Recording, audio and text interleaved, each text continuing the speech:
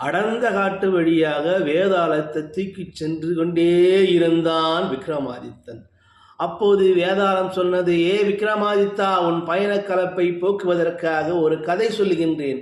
அதை கேட்டுணர்ந்து கதை முடியும் தருவாயில் ஒரு கேள்வியை கேட்பேன்.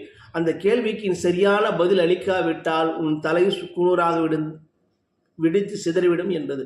சரி, சொல்லும் என்று விக்ரமாதித்தன் சொன்னான். ஒரு தேசத்தில் புகழ்பெற்ற இசை மேதை ஒருவர் இருந்தார். அந்த அவர் யாழ் வைத்திருந்தார். அந்த யாழிலிருந்து விசித்திரமான ஒரு ஓசை வரும். அந்த இசைக்கின்ற போது அந்த ஓசையின் வழியாக பல நன்மைகளும் நடக்கும், பல தீமையும் நடக்கும். அது மீட்டுகின்ற விதத்தில் இருக்கும் என்று அப்படி வாழ்ந்து கொண்டிருந்தார் அந்த மேதை. அந்த இசை மேதை வயது முதிர்ந்து இறக்கின்ற போது இறந்து விட்டார். அந்த சீடர்கள் 3 இருந்தார்கள். அந்த சீடர்கள் நம்பிக்கையுரியவர்கள்.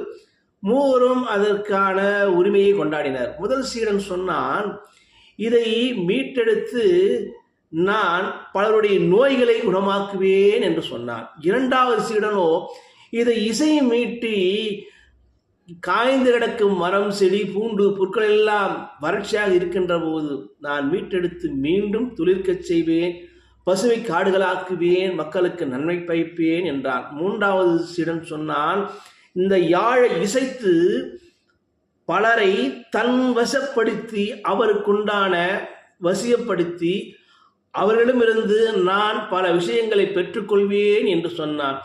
3 தர்க்கம் செய்து கொண்டிருக்கின்ற போது அந்நாட்டின் மன்னர் விஷயமறிந்து வருகிறார். ஏனப்பா 3 பேரும் சண்டையிட்டுக் கொள்கிறீர்கள்? இதில் யார் நன்றாக யாழ் சிக்கிறார்கள் என்று நான் பார்ப்போம், அவருக்கே இதை நான் கொடுத்து விடுகிறேன் என்று சொன்னார் அந்த அரசன். முதலாவதாக வந்தவன் இசைத்தான். அவன் அந்த இசைக்கேற்ப நோய்கள் குணமான. 2வதாக இசைத்தான். அவன் மரம் செடிகள்லாம் வளர்ந்தது. 3வதாக இசைத்தான். இந்த மன்னரை தன் வசப்படுத்தி இந்த நாட்டை அபகரிக்க வேண்டும் என்று எண்ணத்தை மீட்டான். மன்னன் அடிபணிகின்ற போது அந்த யாழின் அருந்து விழுகிறது. இப்போது விக்ரமாதித்தா சொல், இதில் யார் தவறு எடுத்தவன் என்று. இவன் விக்ரமாதித்தன் சொன்னான், முதல் 2 பேரும் மக்களுக்கு நன்மை பயக்கின்ற விஷயங்கள் செய்தார்கள். 3வது ஒருவன் தான் மிகப்பெரிய குற்றவாளி.